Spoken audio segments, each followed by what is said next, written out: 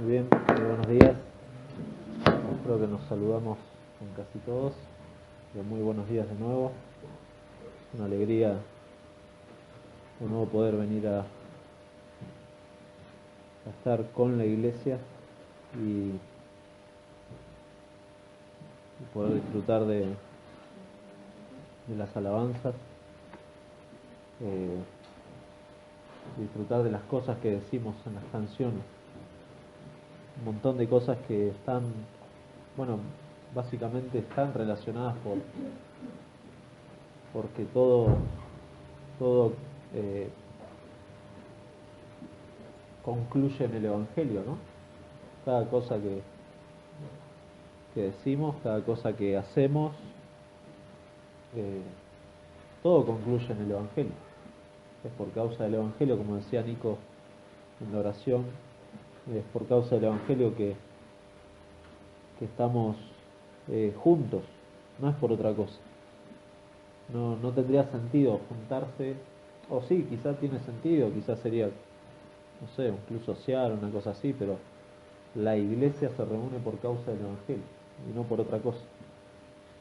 Los invito a abrir en sus Biblias el pasaje que nos toca hoy en el libro de Hechos, capítulo 18. Hoy vamos a leer desde el versículo 1, desde el primer versículo, hasta el versículo 21. Y al ver el pasaje de hoy, pensando en el título que estamos considerando, el Dios de la obra sosteniendo a sus siervos, ese es el título que le hemos puesto, es importante hacer una consideración importante. Y recién cantábamos, había una canción, no recuerdo ahora exactamente la frase, pero decía acerca del pago de la deuda. El Señor pagó nuestra deuda y así nos hizo sus hijos. No solo el Señor pagó una deuda, y esto es muy interesante, es como que pensaba en eso mientras cantábamos, no solo pagó la deuda, sino que pagó por tu persona. O sea, vos ahora sos propiedad del Señor. Si usted ha creído en el Evangelio, el Señor ha abierto sus ojos al Evangelio, ahora su identidad ha cambiado. Ahora es un hijo de Dios, y no solamente un hijo de Dios, sino que los que creemos en Cristo confiamos, en los que hemos confiado en la obra perfecta de Cristo para darnos vida, para darnos perdón de pecados, para justificarnos delante de Dios. A cada uno Dios ahora nos ha hecho siervos. Y de ahí el título. El Dios de la obra sosteniendo a sus siervos. En esa línea de pensamiento, Pablo en Romanos, capítulo 6, versículos 17 y 18, dice: pero gracias a Dios que, aunque erais esclavos del pecado, habéis obedecido de corazón a aquella forma de doctrina a la cual fuisteis entregados, y libertados del pecado, vinisteis a ser siervos de justicia. Entonces, la identidad del cristiano es la de un siervo. Eso es un cristiano, es un siervo, hecho siervo por Dios. Versículo 20 de Romanos 6: cuando erais esclavos del pecado, erais libres acerca de la justicia. Eso éramos, naturalmente, eso éramos. Éramos libres acerca de la justicia, y esa es la condición de cualquier persona, lo asuma o no lo asuma, cualquier persona, sea o no sea consciente, en nuestros corazones servimos a alguien. Algunos sirven a Dios, otros no. Y en el versículo 22 dice: mas ahora que habéis sido libertados del pecado, esto a los cristianos, y hechos siervos de Dios, tenéis por vuestro fruto la santificación y como fin la vida eterna. Por tanto, el cristiano es un siervo. Eso es un cristiano también. No solamente se le ha pagado una deuda, sino que ahora es propiedad legal del Señor. Es no solamente su familia, sino que es de Dios, es un siervo. Está ligado a Dios, está concebido como la propiedad legal de otro, de Dios en este caso. Dios es nuestro dueño. Por eso, interesante, porque la mujer sirofenicia que se postró le dijo Señor. Y eso es Dios para nosotros, el Señor Jesucristo. No decimos solamente, bueno, que recibamos la salvación, no, recibimos el señorío de Cristo. Y ese es un tema que no es el tema del pasaje de hoy, pero es un tema muy interesante. Pablo entendía esto, Pablo entendía de que era un siervo. Desde la conversión de Pablo en el capítulo 9, Pablo ha obedecido el llamado de Dios. Pablo es un siervo.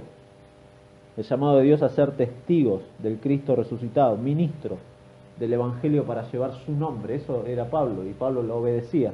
Era un siervo, y en pocas palabras, Pablo era un esclavo. Eso es lo que siervo significa, ser un esclavo de Cristo. Pero aparejado a esto, y hay una realidad gloriosa, el saber que no somos nosotros los señores de la obra o del ministerio, sino que Dios es el Dios de la obra. Dios es el Dios de la obra y del ministerio, y Dios es quien sostiene a sus siervos. Lo hemos visto, cómo Dios sostiene a sus siervos. En el ministerio de Pedro, hasta el capítulo 12, y en contextos de persecución, de oposición, los cristianos fueron guiados por Dios para cumplir el rol que tenían de ser testigos de Jesucristo. Y es la oración permanente, me encanta citarla, y es algo que tenemos que tener presente, la oración de la iglesia, en el capítulo 4, versículo 24, en un contexto de persecución. Ellos saben que Pedro y Juan han sido liberados, y ahora, habiéndolo oído, la iglesia alzaron unánimes la voz a Dios y dijeron: Soberano Señor, tú eres el Dios que hiciste el cielo y la tierra, el mar y todo lo que en ellos hay, que por boca de David tu siervo dijiste: ¿por qué se amotinan las gentes y los pueblos piensan cosas vanas? Se reunieron los reyes de la tierra y los príncipes se juntaron en uno contra el Señor y contra su Cristo, porque verdaderamente se unieron en esta ciudad contra tu santo Hijo Jesús, a quien ungiste, Herodes y Poncio Pilato, con los gentiles y el pueblo de Israel, para hacer cuanto tu mano y tu consejo habían antes determinado, la soberanía de Dios en el plan redentor. Y ahora, Señor, mira sus amenazas y concede a tus siervos que con todo denuedo hablen tu palabra mientras extienden tu mano, para que se hagan sanidades y señales y prodigios mediante el nombre de tu santo Hijo Jesús, el Dios de la obra sosteniendo a sus siervos. En nuestro contexto del libro, esta parte de hoy corresponde al último evento antes de que Pablo regresara a Antioquía para iniciar lo que comúnmente, y siempre les digo lo del mapa en el final de sus Biblias, pueden encontrar como el tercer viaje misionero. Antes de esto, Pablo se dirige desde Atenas hacia Corinto, y es acá donde después de esto Pablo va a iniciar su tercer viaje misionero. En este momento, en un periodo de tiempo que Lucas no nos define, Pablo ha expuesto el Evangelio delante de judíos, delante de griegos, teniendo la oportunidad de presentar razones de su fe delante del Consejo del Areópago, lo vimos el domingo pasado, y también ser parte de una congregación naciente ahí en Atenas, entre los que se encontraban Dionisio, el areopagita, y una mujer llamada Dámaris, y otros con ellos. Y ahora Pablo continúa su recorrido hacia el sur, hacia Corinto. Versículo 1 del capítulo 18 dice: después de estas cosas, Pablo salió de Atenas y fue a Corinto, y halló a un judío llamado Aquila, natural del Ponto, recién venido de Italia, con Priscila su mujer, por cuanto Claudio había mandado que todos los judíos saliesen de Roma. Fue a ellos, y como era del mismo oficio, se quedó con ellos, y trabajaban juntos, pues el oficio de ellos era hacer tiendas, y discutía en la sinagoga todos los días de reposo, y persuadía a judíos y a griegos. Y cuando Silas y Timoteo vinieron de Macedonia, Pablo estaba entregado por entero a la predicación de la palabra, testificando a los judíos que Jesús era el Cristo. Pero oponiéndose y blasfemando estos, les dijo, sacudiéndose los vestidos: vuestra sangre sea sobre vuestra propia cabeza, yo limpio, desde ahora me iré a los gentiles. Y saliendo de allí se fue a la casa de uno llamado Justo, temeroso de Dios, la cual estaba junto a la sinagoga. Y Crispo, el principal de la sinagoga, creyó en el Señor con toda su casa, y muchos de los corintios, oyendo, creían y eran bautizados. Entonces el Señor dijo a Pablo en visión de noche: no temas, sino habla y no calles, porque yo estoy contigo y ninguno pondrá sobre ti la mano para hacerte mal, porque yo tengo mucho pueblo en esta ciudad. Y se detuvo allí 1 año y 6 meses, enseñándoles la palabra de Dios. Pero siendo Galión procónsul de Acaya, los judíos se levantaron de común acuerdo contra Pablo y le llevaron al tribunal, diciendo: este persuade a los hombres a honrar a Dios contra la ley. Y al comenzar Pablo a hablar, Galión dijo a los judíos: si fuera algún agravio o algún crimen enorme, oh judíos, conforme a derecho yo os toleraría. Pero si son cuestiones de palabras y de nombres y de vuestra ley, vedlo vosotros, porque yo no quiero ser juez de estas cosas. Y los echó del tribunal. Entonces todos los griegos, apoderándose de Sóstenes, principal de la sinagoga, le golpeaban delante del tribunal.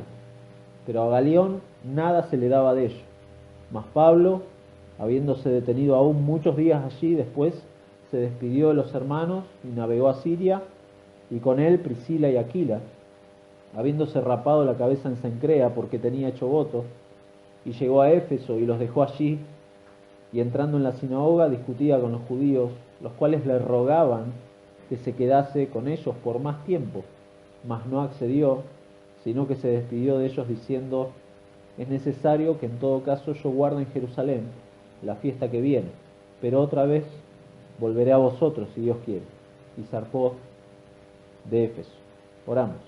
Señor, gracias por esta mañana que tú nos has convocado en este lugar, y gracias por tu iglesia, y gracias por tu palabra, y gracias por los medios de gracia que nos has dado para poder acercarnos a ti, Señor. Hoy podemos con confianza llegar a tu presencia por causa de la obra de Cristo, y es por causa de esa misma obra de Cristo que hoy rogamos, Señor, obres en nuestros corazones, para ser obedientes a tu palabra, para entenderla, Señor, e interpretarla correctamente, Señor, y poder exponerla con fidelidad, gozarnos de las verdades que tú nos dejas en tu palabra, y, Señor, confiar en que es por medio de ella, Señor, que puedes obrar en corazones que aún no te conocen. Rogamos eso también, Señor, que esta mañana podamos alegrarnos por tu salvación y alegrarnos por la obra que haces en tu iglesia al santificarla por medio de tu palabra, Señor. Gracias por todas estas cosas. Acompáñanos en esta hora, Señor, te lo rogamos en el nombre de Jesús. Amén. Y amén. La idea principal de este pasaje que hoy leímos es que aquellos que sirven fielmente a Dios van a sufrir, pero van a ser sostenidos por medios de gracia que Dios provee, con la realidad de que la obra continúa por causa de Dios. La obra continúa por causa de Dios y no es por causa de los hombres, sino que es la obra de Dios y Dios sosteniendo a sus siervos. En primer lugar, desde el versículo 1 al 4 vemos el encuentro, Pablo yéndose a Corinto, y el encuentro de Pablo con Aquila y Priscila y la predicación del Evangelio en ese lugar. Ahí Lucas, el autor de Hechos, nos da un breve comentario acerca de la salida de Pablo de Atenas yendo hacia Corinto, una ciudad que era importante. No vamos a profundizar, pero si puede buscarlo en sus casas acerca de Corinto, y la Corinto de la época del Imperio Romano. Es muy, muy interesante las cosas que se pueden descubrir sobre este lugar. Una ciudad que realmente no solamente era importante, sino que era estratégica para Roma. Tenía un profundo trasfondo histórico, cultural, social, que hacía realmente de esta ciudad un punto de estrategia para Roma. Es conocida por su inmoralidad sexual. Incluso hay un término, Corinto pasó a ser como un sinónimo de fornicar, corintiar, eso es lo que se usaba normalmente. Pero sí, este concepto a veces es exagerado, porque este concepto lo toman los autores griegos de Atenas, y Atenas era la ciudad como opositora, era como la contra. Entonces, por hacerle la contra, muchas veces exageraron este concepto. ¿Y por qué digo exagerar? Porque esta realidad de esta inmoralidad era una realidad en todo Grecia, no solamente en Corinto, era en todo Grecia, en todo Roma. Era algo que Pablo lo escribe muy bien en sus cartas, y particularmente en esta ciudad, en Corinto, después de fundar la iglesia. Pablo le escribe y deja entrever en su primera carta a los Corintios, que esto era una dificultad, incluso dentro de la iglesia, esto de la inclinación hacia la idolatría y la inclinación hacia la inmoralidad. Le escribe Pablo a los Corintios, 1 Corintios 5, versículo 9, dice: os he escrito por carta que no os juntéis con los fornicarios, no absolutamente con los fornicarios de este mundo, o con los avaros, o con los ladrones, o con los idólatras, pues en tal caso sería necesario salir del mundo. Más bien os escribí que no os juntéis con ninguno que, llamándose hermano, fuere fornicario, o avaro, o idólatra, o maldiciente, o borracho, o ladrón. Con el tal ni aun comáis. Era un problema en la iglesia de Corinto. Y en esa ciudad Pablo nos dice ahí el pasaje: halló a un judío llamado Aquila, natural del Ponto, recién venido de Italia, con Priscila, su mujer. En primer lugar, Hechos 18 nos dice entonces que había una comunidad de judíos ahí en el lugar. La arqueología misma lo confirma, muy interesante. Se encontró justamente el dintel de la sinagoga de los judíos, y dice, hermoso, búsquenlo después, sinagoga de los hebreos. Y obviamente no entiendo nada de griego, pero es muy interesante porque algunas palabras usted puede verlo en la imagen, sinagoga de los hebreos, tremendo. Y es posible que en esta sinagoga es donde haya Pablo conocido a Aquila y a Priscila, naturales del Ponto. El Ponto era también muy interesante, porque el Ponto era la región donde Pablo, ahí en el capítulo 16, le fue impedido predicar el Evangelio. De esa zona de Asia Menor, Dios había intervenido para que fuera a Macedonia. ¿Recuerdan el encuentro con el varón macedonio? Ese sueño que tuvo Pablo, y Pablo se dirige a Macedonia, y ese lugar quedó como sin tener un testimonio de predicación. Bueno, esta gente, Aquila y Priscila, eran naturales de ese lugar, del Ponto, de Bitinia, de esa zona. Y la razón de la movilidad de esta gente, de Aquila y de Priscila, nos dice Lucas, fue por causa de un edicto imperial. Ahí en el versículo 2. Pablo fue a ellos, se acercó intencionalmente. Es posible que ya sean creyentes estas personas, y como eran del mismo oficio, se quedó con ellos. Literalmente se quedó a vivir con ellos. No solamente se juntó y tuvo comunión con estos hermanos, sino que se quedó a vivir, y eran del mismo oficio y trabajaban juntos. El oficio era hacer tiendas de cuero. Eso era muy común en ese lugar, y en esa región justamente. Es muy llamativo cómo se usaban estas tiendas de cuero. No vamos a entrar en detalle, pero este matrimonio pronto formó parte de lo que es el equipo de trabajo de Pablo.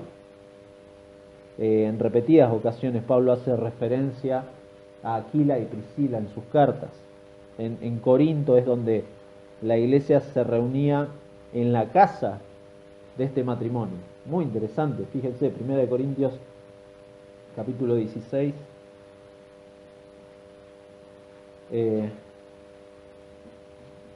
Capítulo 16, el último capítulo de 1 Corintios, versículo 19. Las iglesias de Asia os saludan. Aquila y Priscila, con la iglesia que está en su casa, os saludan mucho en el Señor. Aquila y Priscila Más adelante, ahí en el 18:26 vemos, de Hechos, perdón, tuvieron un acercamiento a Apolos. Entonces era gente que estaba preparada también y conocían el Evangelio en profundidad como para acercarse a Apolos y aclararle, dice, y comenzó a hablar con denuedo a Apolos en la sinagoga, pero cuando le oyeron Priscila y Aquila le tomaron aparte y le expusieron más exactamente el camino del Señor.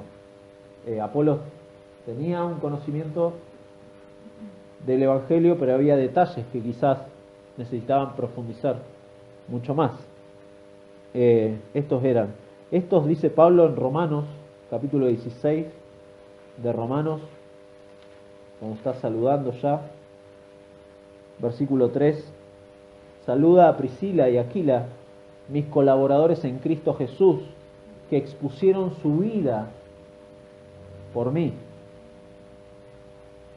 a los cuales no solo yo doy gracias, sino también todas las iglesias de los gentiles. Estos eran Aquila y Priscila, eran siervos, lo que dijimos al principio, ¿no?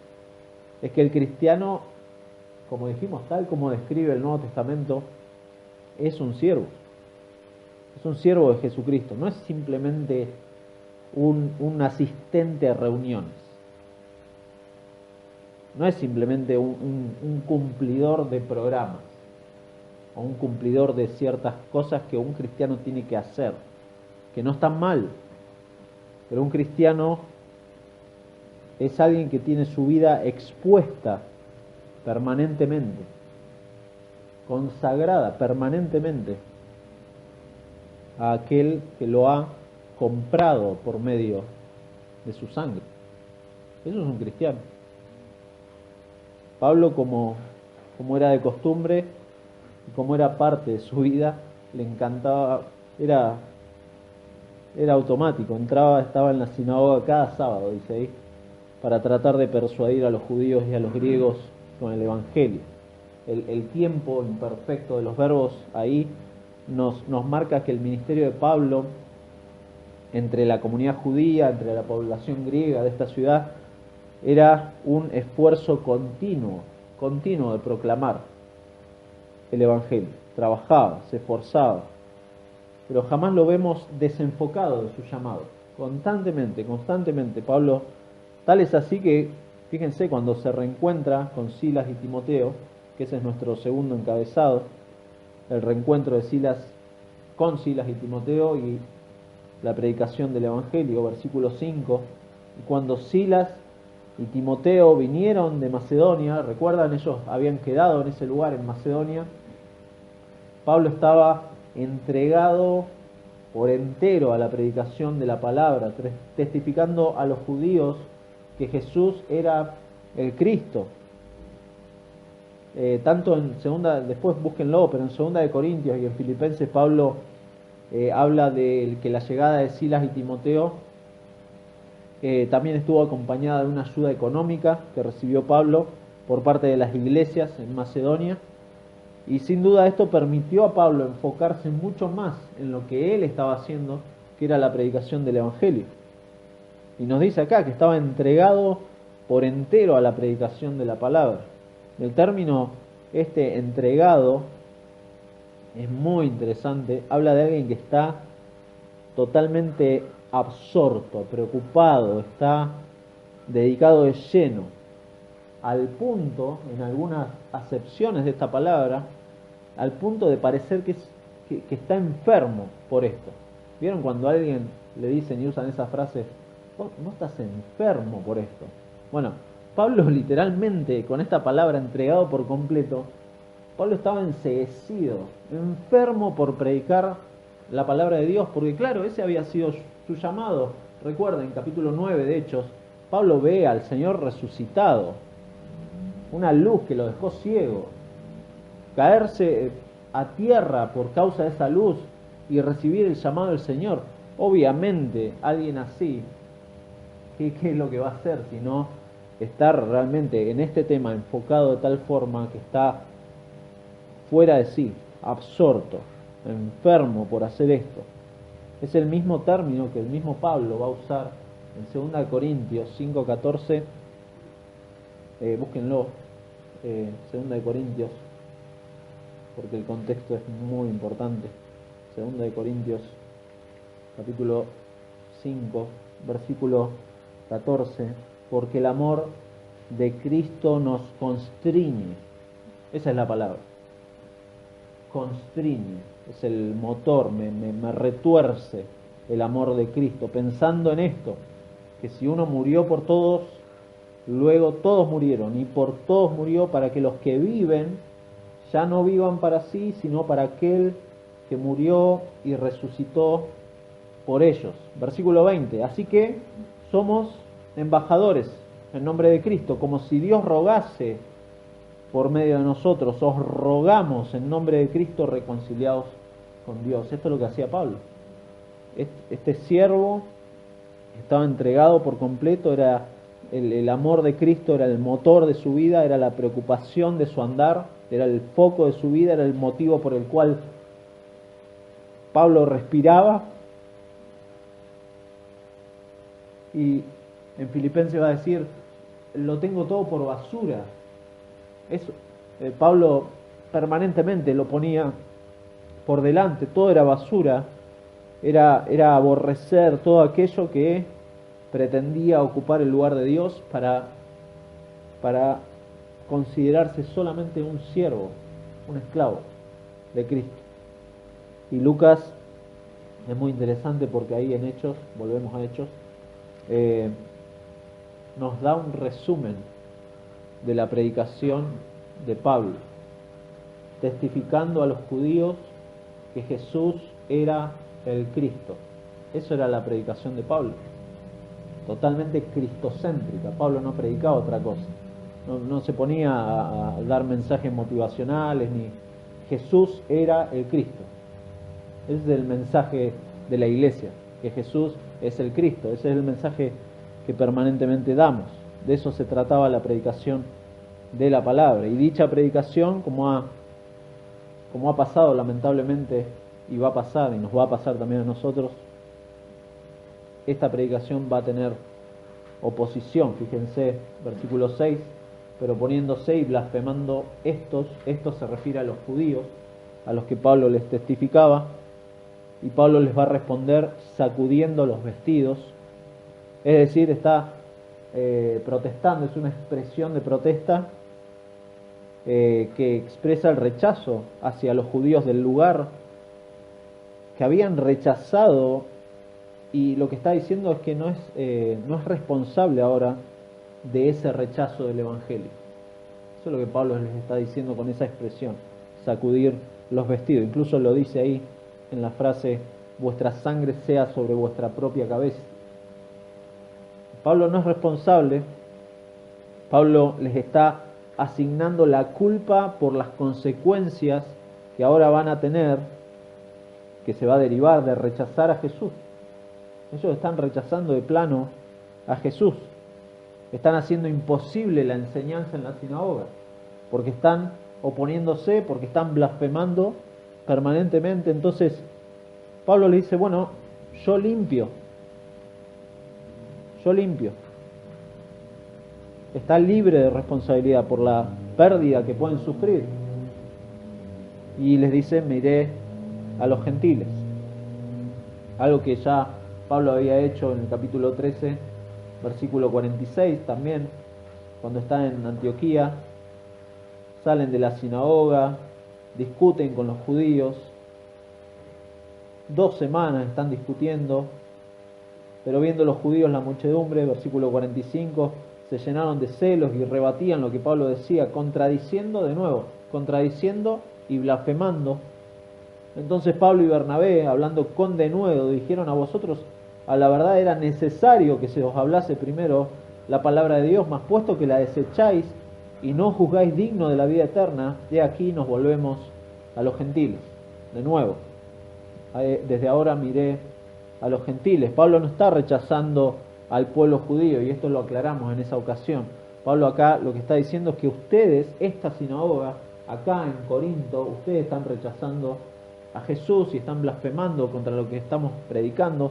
Entonces a ustedes les decimos, bueno, los dejamos de lado y nos vamos a los gentiles. Y por eso, saliendo de allí, se fue a la casa de uno llamado Justo, temeroso de Dios, la cual estaba junto a la sinagoga. Parece como una provocación, ¿no? Pero bueno, este hombre, temeroso de Dios, gentil, vivía justo al lado y bueno, ahí es muy posible que se iniciara la obra.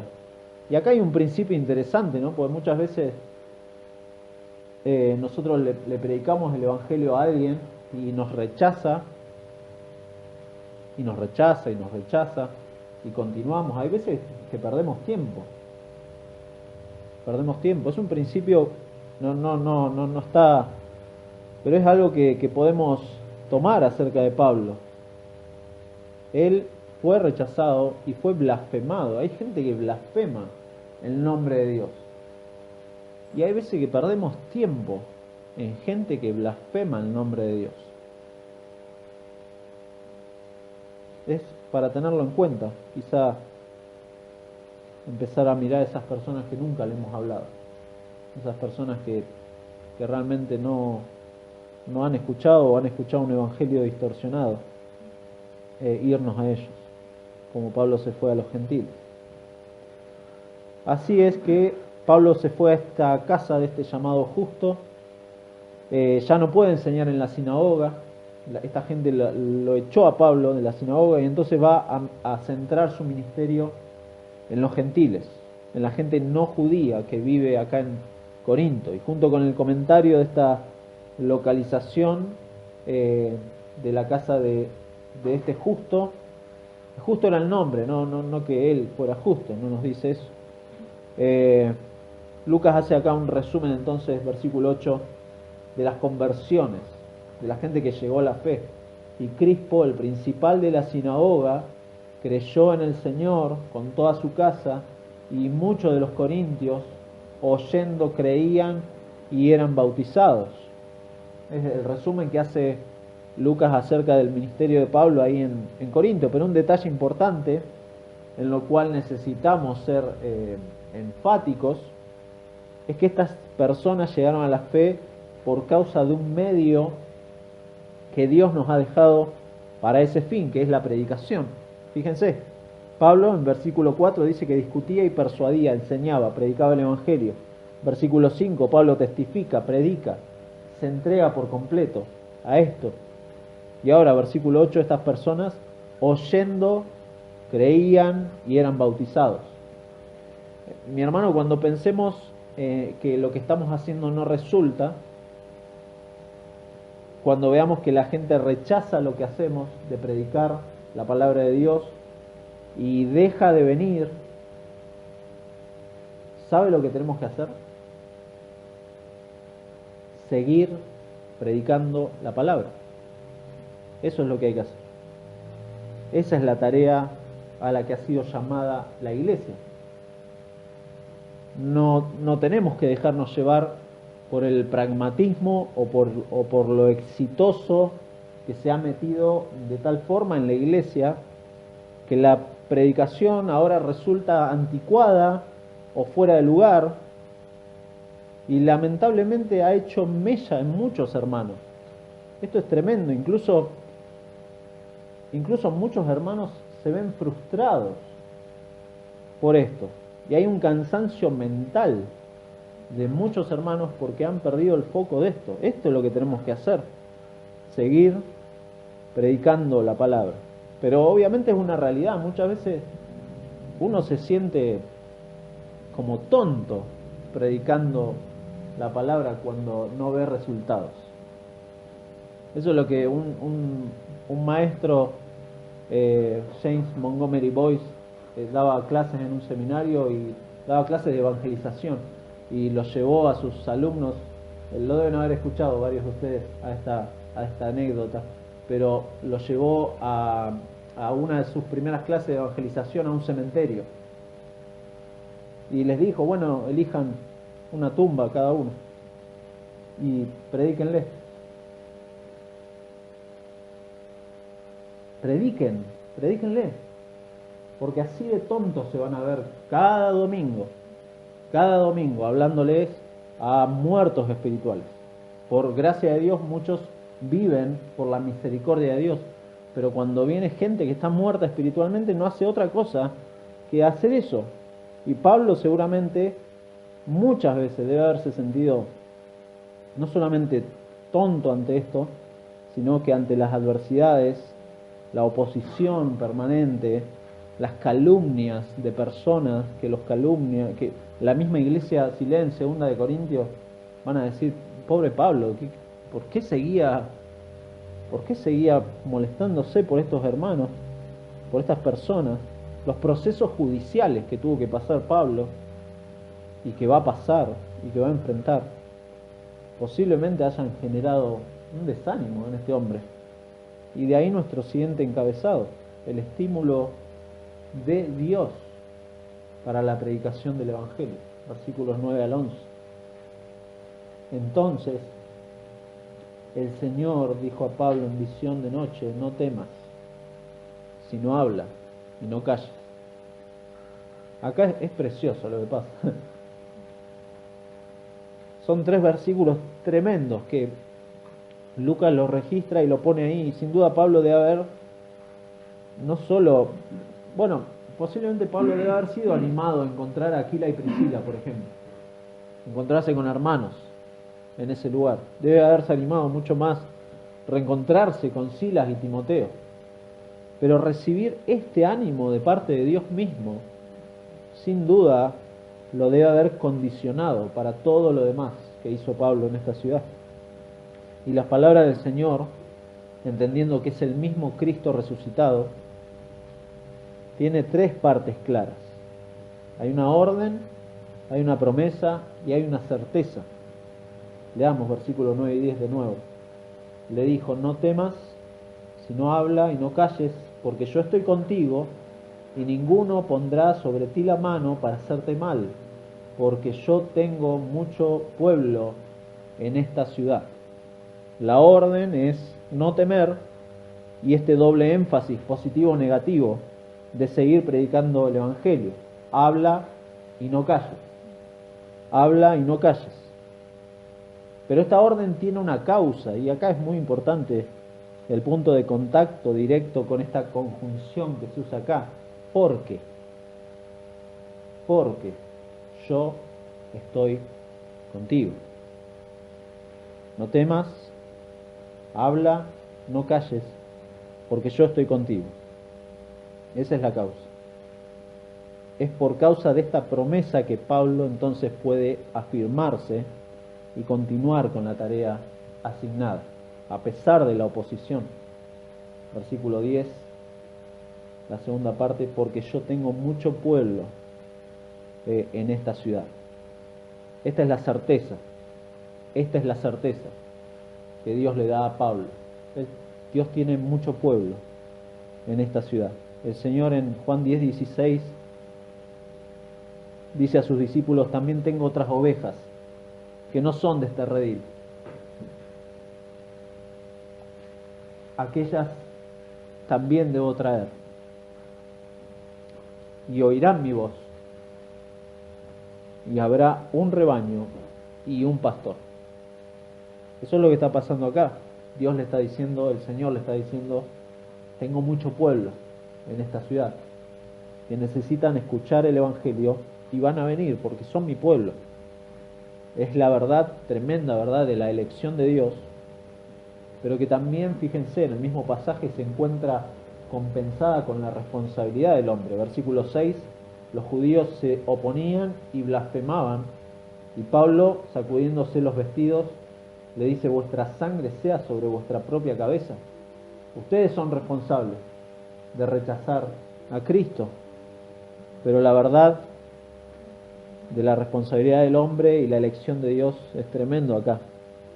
Aquellos judíos sí eran responsables del rechazo del Evangelio, pero la persistencia y la confianza de la iglesia para seguir predicando a Cristo se basa en que la salvación es del Señor, en que Dios tiene, seguramente en Junín, en San Martín, seguramente Dios tiene pueblo suyo.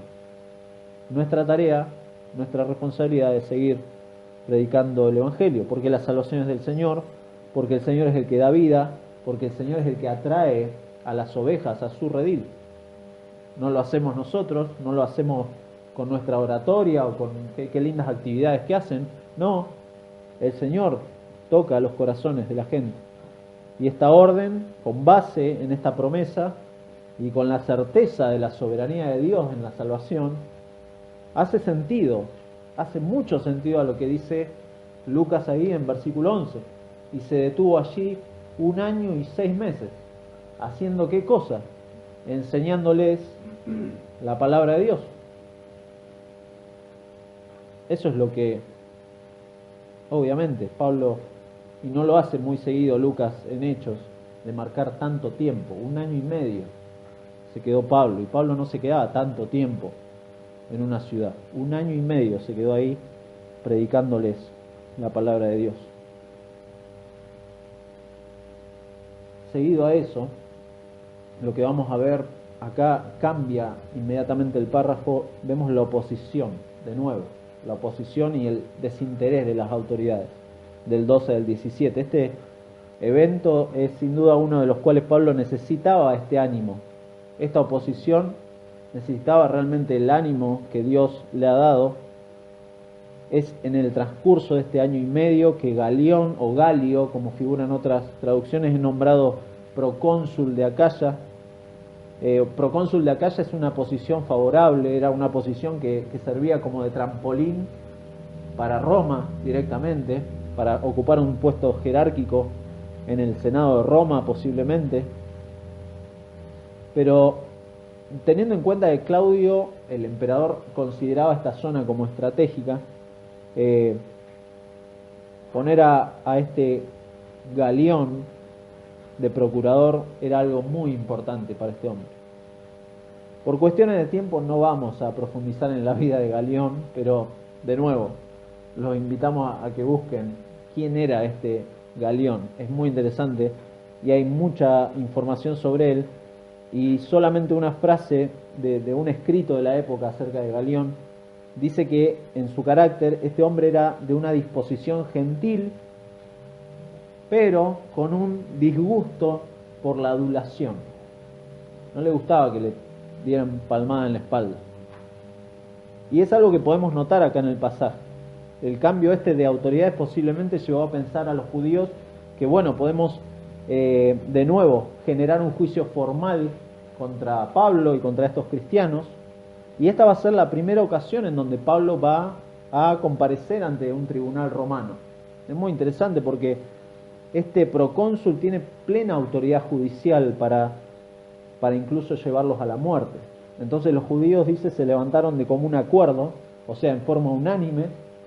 Aún si había diferencias no importa, pero se juntaron todos y llevaron a Pablo al tribunal. Y la escena del juicio, que va desde el 13 al 16, comienza con esta acusación ambigua. Dice, este persuade a los hombres a honrar a Dios contra la ley.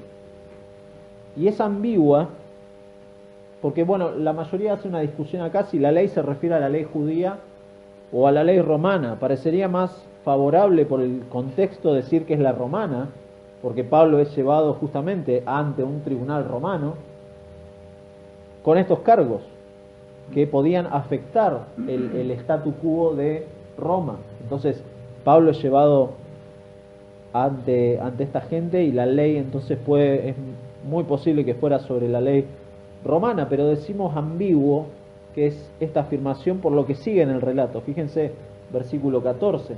Al comenzar Pablo a hablar, Galión dijo a los judíos: si fuera algún agravio o algún crimen enorme, oh judíos, conforme a derecho yo os toleraría, pero si son cuestiones de palabras y de nombres y de vuestra ley, vedlo vosotros, porque yo no quiero ser juez de estas cosas.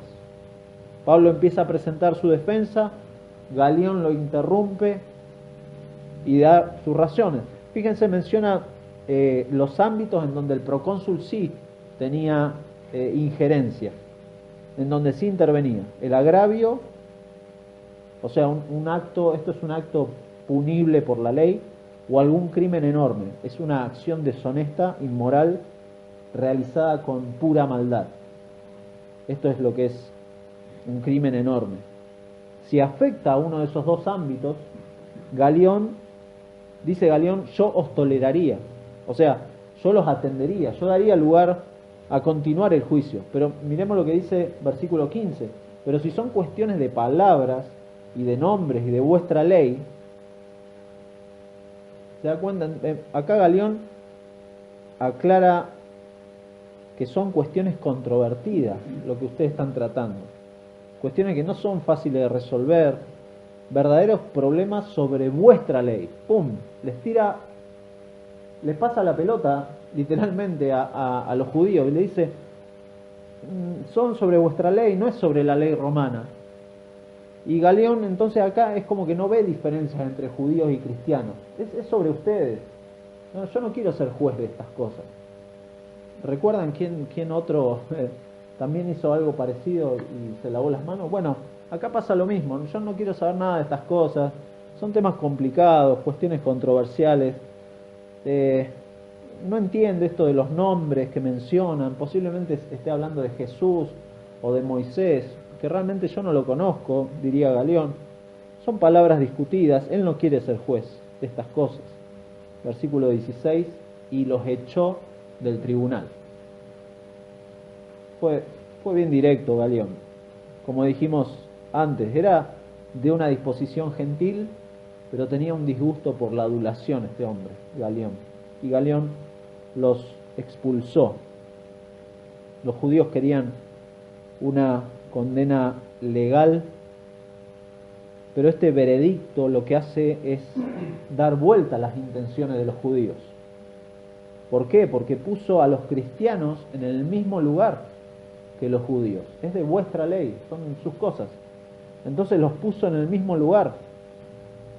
Y los romanos, lo que pasó acá es que empezaron a considerar a los cristianos como un grupo más dentro del judaísmo. Y eso es lo que pasa históricamente. Si usted revisa libros de historia acerca del cristianismo en esta época, el cristianismo era como un grupo, una secta más dentro de los judíos. Y eso así lo pensaban. Si bien para los cristianos esto no es real, para la práctica y para la continuidad de la predicación, esto realmente fue un beneficio. Fue un beneficio. Y a raíz de ese veredicto, fíjense, se da una situación particular y confusa, que a mí me generó confusión. Versículo 17. Entonces todos los griegos, apoderándose de Sóstenes, principal de la sinagoga, lo golpeaban delante del tribunal. Pero a Galión nada se le daba de ello. Confusión. Este Sóstenes es el nuevo encargado de la sinagoga. ¿Recuerdan? Versículo 8. Crispo, el principal de la sinagoga, creyó en el Señor con toda su casa. Eso significa que dejó de estar ahí en la sinagoga y se tuvo que ir de ahí. Entonces este es el reemplazante y posiblemente este es el que llevó adelante esta reunión entre los judíos para llevar a Pablo a juicio. Lucas acá no da detalles, pero la mayoría de los comentaristas coinciden que esta golpiza, esta paliza que se le da a este hombre, literalmente es una paliza, es como una especie de descargo ante lo que consideraban estos judíos y estos griegos también, porque mencionan a los griegos, como una burla. Entonces, ¿con quién nos descargamos? Bueno, ¿quién organizó esto? Sóstenes, vení, Sóstenes. Y le pegaban, dice, le pegaban delante del tribunal. Delante del tribunal. Pero, dice a Galión, nada se le daba de ello, no le preocupaba, no le interesaba, pues ya era un tema de ellos. Interesante, pues si este Sóstenes es el que menciona Pablo en Primera de Corintios, justamente. Primera de Corintios 1.1 menciona a un Sóstenes. Si es el mismo de este relato, entonces puede ser que también este principal de la sinagoga haya llegado a la fe. No hay certeza, pero bueno, algunos consideran eso. Primera de Corintios 1.1 menciona a la iglesia que se reunía con Sóstenes. Lo que sí es confirmado acá es que la obra de Dios continúa y sigue adelante. la decisión de Galión, es impresionante, este caso legal es la razón por la cual Pablo puede seguir permaneciendo. Fíjense, más Pablo, 18, versículo 18, más Pablo habiéndose detenido aún muchos días allí. Esto da a entender de que obviamente esta decisión de Galión le permitió a Pablo y a los cristianos permanecer y seguir predicando el Evangelio. Y luego se nos dice que se despidió de los hermanos de ahí de Corinto y navegó a Siria. Sin duda las iglesias, de todas las iglesias que tenemos información en esta zona, la de Corinto es la que más información. Y mi hermano, si tiene el tiempo en su casa, yo creo que sí, si tiene el tiempo para ver una película que dura 2 horas más o menos, un poquito más, léase Primera y Segunda de Corintios, que más o menos lleva el mismo tiempo. Léalo en 2 días diferentes, pero hágalo porque es impresionante los detalles de lo que es esta iglesia y de las enseñanzas que Pablo tuvo que dar a esa iglesia. Y la mención acá de Priscila y Aquila que acompañaba a Pablo es solo para introducirnos a lo que va a pasar después con Apolos en Éfeso. Eso es lo que va a pasar. Y luego se menciona el rapado de la cabeza por causa de un voto. Lucas no nos da detalles. Hay muchísimas especulaciones. Si se ponen a investigar preguntas alrededor de esta situación y cosas que no vamos a entrar en detalle porque no son el tema del pasaje. Pablo tenía un voto y no sabemos por qué, pero ahí se rapó la cabeza en Cencrea. Y entonces 19 y 20 dice: llegó a Éfeso y los dejó allí, a Aquila y a Priscila, los dejó en Éfeso, y entrando en la sinagoga discutía con los judíos. De nuevo, esta palabra discutía no era que Pablo le gustaba ir a pelear a todos lados, sino que Pablo iba y exponía el Evangelio. Ese es el sentido de la palabra. Discutía con los judíos. Incluso el 20 es como que da una nota positiva, porque dice: los cuales le rogaban que se quedase con ellos por más tiempo. Como que querían escuchar más acerca del Evangelio. Ahí quedaron Priscila y Aquila. Pablo expuso el Evangelio. No vemos oposición, pero sí nos dice Lucas que Pablo no accedió a quedarse por más tiempo con ellos. Versículo 21 dice: sino que se despidió de ellos diciendo: es necesario que en todo caso yo guarde en Jerusalén la fiesta que viene, pero otra vez volveré a vosotros si Dios quiere. Y zarpó de Éfeso. La obra de Dios continuó el rumbo que Dios le había dado a su obra desde la eternidad, salvando, dando vida a aquellos que son de su propiedad, aquellos que son sus siervos, propiedad ganada nada menos que por medio del sacrificio de Cristo, personas que por medio de ¿qué? De la predicación del Evangelio van a llegar a la fe y van a formar parte de la iglesia, una iglesia que está representada en cada ciudad, en cada lugar en donde Dios tiene pueblo suyo. ¿Qué implicancias este pasaje tiene para nosotros? Y solamente tres puntos que están relacionados y que hemos mencionado, solamente 3 puntos. En primer lugar, aquellos que sirven fielmente al Señor con sus vidas, aquellos que sirven fielmente al Señor con sus vidas van a sufrir. Esto no es un mensaje popular, todo lo contrario. La vida del cristiano no es fácil. La vida del cristiano no es color de rosa. Al contrario, si hay una certeza que el Señor nos ha dado en este mundo caído, es que tendremos aflicciones. El Señor dijo, Juan 16:33, en el mundo tendréis aflicción. En el mundo tendréis aflicción. Pero confiad, yo he vencido al mundo. Santiago 4:4 dice que cualquiera que quiera ser amigo del mundo, o sea, de sus sistemas de valores, de su filosofía, se constituye en enemigo de Dios. Eso es lo que Pablo le dice a los Filipenses, 1:29 de Filipenses, que se nos ha concedido la fe, creer en Cristo, esto lo ha hecho Dios, pero junto con eso se nos ha dado el privilegio de padecer por causa de Cristo. Tremendo. Entonces, mi hermano, no debería extrañarnos que pasemos por pruebas a causa de Cristo, a causa del Evangelio. Otra cosa son las consecuencias a causa de nuestro pecado, eso es otro tema. Pero si uno está sufriendo como estos hermanos sufrían por causa del Evangelio, por causa de Cristo, esto es así, esto es algo que va a pasar. La iglesia a lo largo de la historia ha padecido esto y se ha gozado en ello. Esta es la oración que habíamos leído en el capítulo 4 de Hechos. Señor, mira sus amenazas y concede a tus siervos que con todo denuedo, ¿qué cosa? Hablen tu palabra. No estaban pidiendo ser librados, ser sanados, ser esto, aquello. No, querían seguir predicando la palabra, porque esa era la tarea de la iglesia. Querían seguir predicando la palabra. Concede a tu siervo que con todo denuedo sigamos predicando la palabra.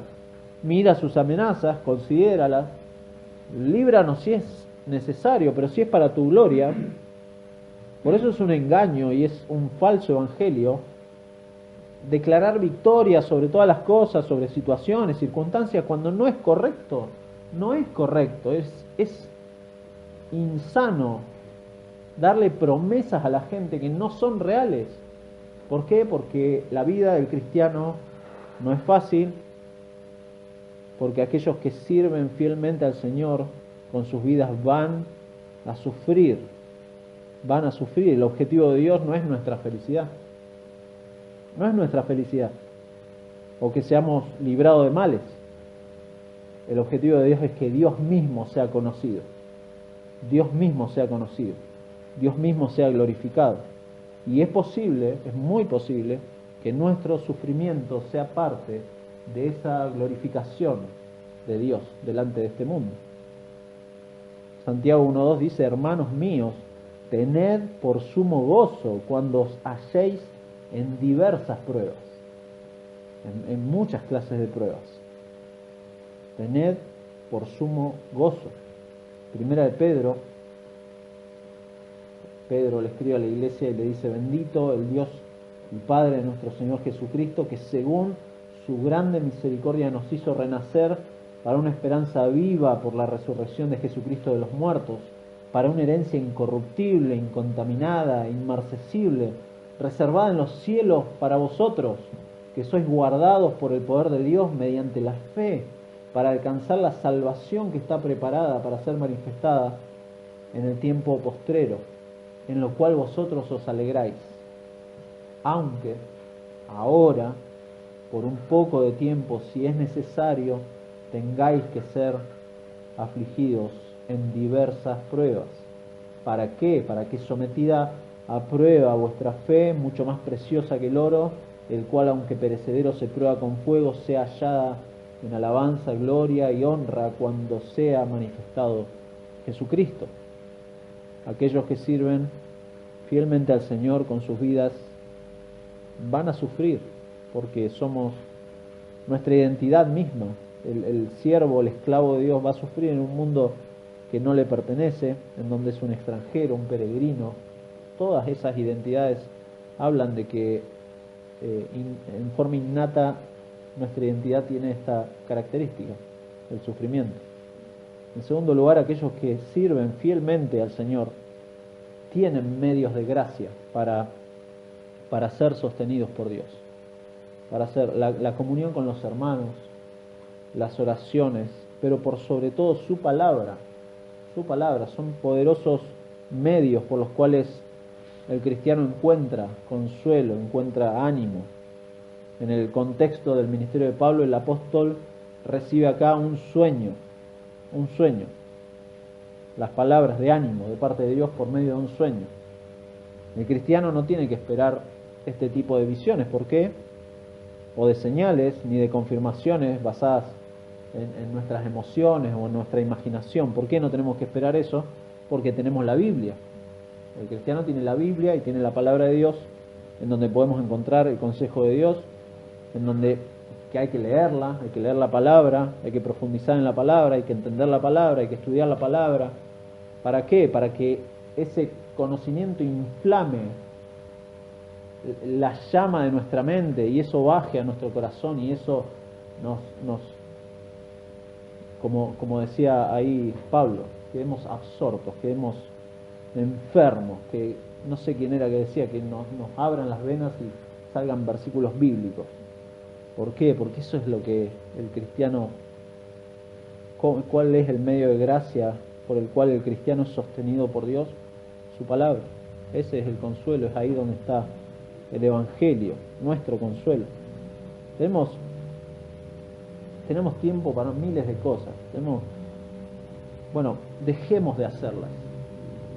Dejemos de hacerlas y dediquemos tiempo a escuchar a Dios por medio de su palabra.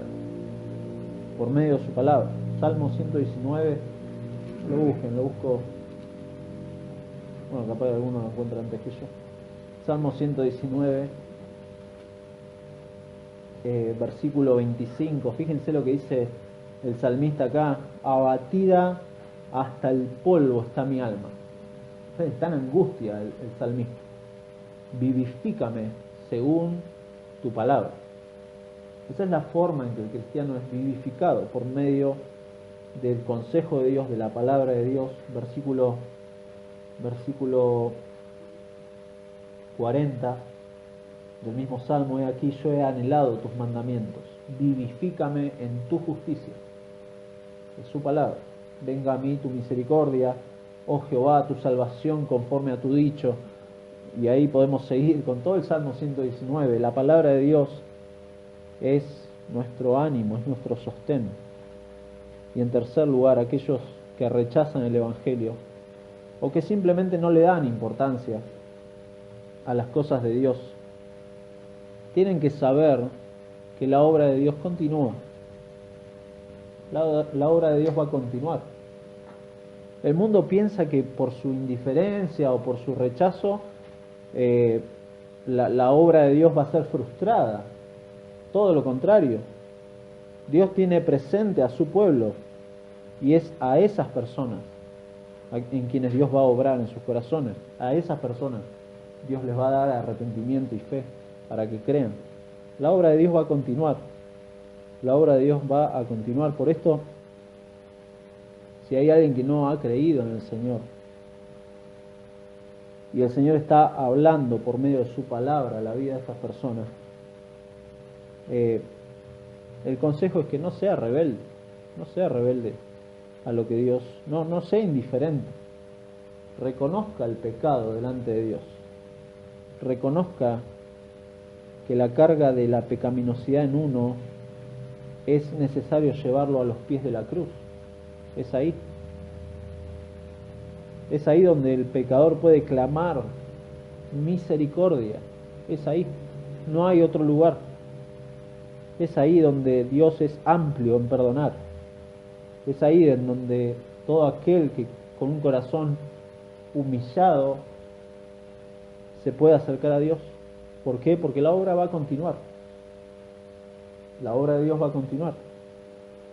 Porque Dios es el Dios de la obra y porque Dios sostiene a los suyos. Vamos a orar.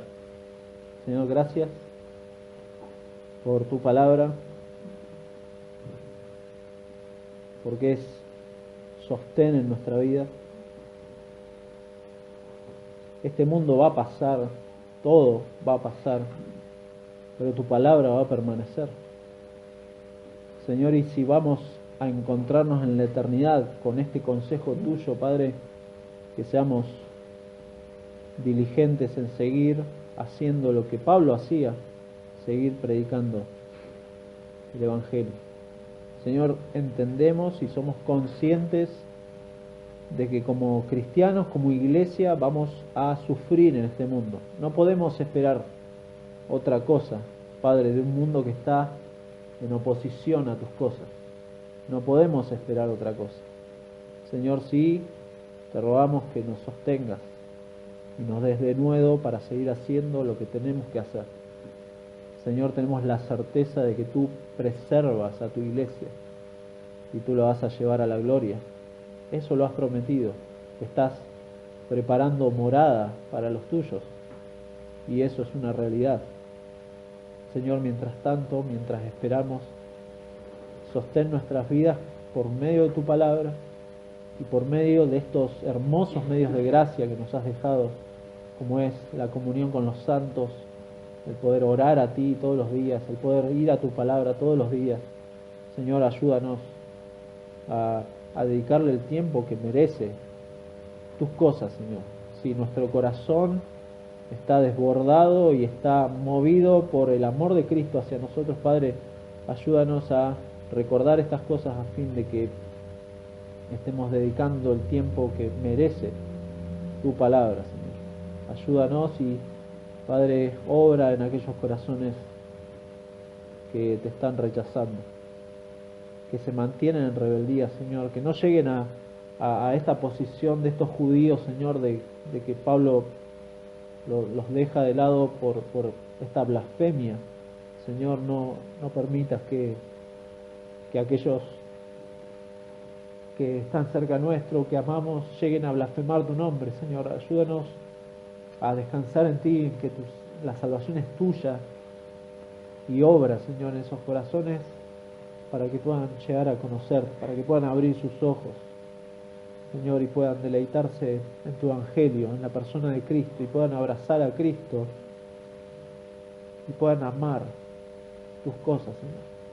Gracias por tu palabra, gracias por esta mañana en que podemos venir a reunirnos y saber que estás en medio nuestro, Señor. Gracias por tu Espíritu Santo que nos guía, Señor, a tu verdad y es quien se encarga de aplicar tu palabra en nuestros corazones. Gracias porque por medio de la obra del Espíritu Santo también nos has dado vida, Señor, para poder ver tus cosas, Señor. Ayúdanos en el resto de la semana, que tu nombre sea glorificado por medio de cada uno de nosotros, Señor, sabiendo de que somos no solamente tus hijos, sino también tus siervos, Padre, propiedad tuya, tu familia, tu iglesia, Señor. Gracias por esta mañana. Oramos todo esto, Padre, en el nombre del Señor Jesucristo. Amén.